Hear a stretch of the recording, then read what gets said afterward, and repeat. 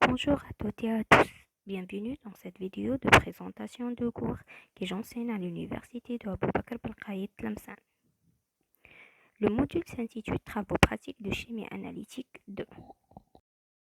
Permettez-moi tout d'abord de me présenter. Je suis Benusor Nassima, docteur en chimie et actuellement maître assistante de classe B au département de chimie, faculté des sciences de l'université de Tlemcen. Mes chers étudiants, voici mon adresse email. Vous pouvez me contacter pour toute question éventuelle. En ce qui concerne ce module, travaux pratiques de chimie analytique 2, il s'agit d'une matière fondamentale qui figure toujours dans le programme de troisième année. Ce module est divisé en 5 TP. Le premier TP est solubilité et produit de solubilité de l'hydroxyde de calcium. Le deuxième TP est dosage de l'aspirine contenue dans un comprimé pharmaceutique. Le troisième TP est pouvoir tampon.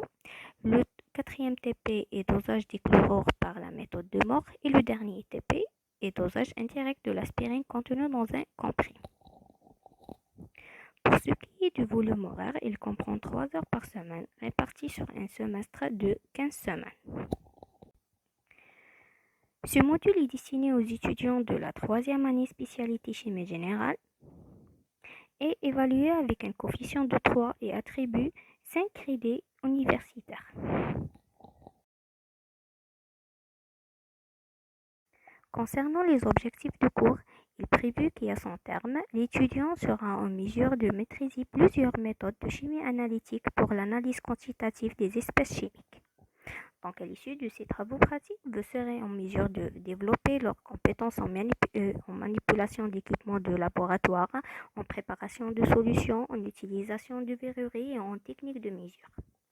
Pratiquer l'utilisation des pH-mètres et d'autres équipements de laboratoire, étudier les réactions chimiques, comprendre le principe de dosage direct et indirect, comprendre l'importance de dosage précédent de l'industrie, et préparer en solution tampon et de calculer les concentrations nécessaires pour obtenir une solution tampon avec un pH désiré.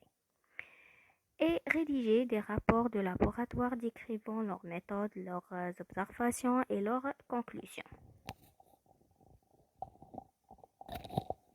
Pour pouvoir assurer un bon déroulement des travaux pratiques, il est important de posséder certaines connaissances de base et de compétences en chimie analytique, comme les notions simples de chimie générale, comme le nombre du mol, la molarité, la normalité, les verreries, et ainsi de suite.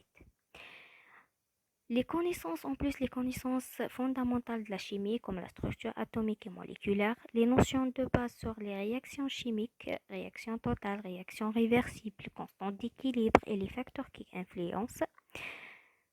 Et de plus, il faut connaître quelques notions mathématiques. En ce qui concerne le mode d'évaluation, il est structuré autour des comptes rendus à la fin de chaque TP, représentant 50% de la note finale, et un examen semestriel qui compte 50%. Nous arrivons à la fin de cette vidéo. Merci de votre attention.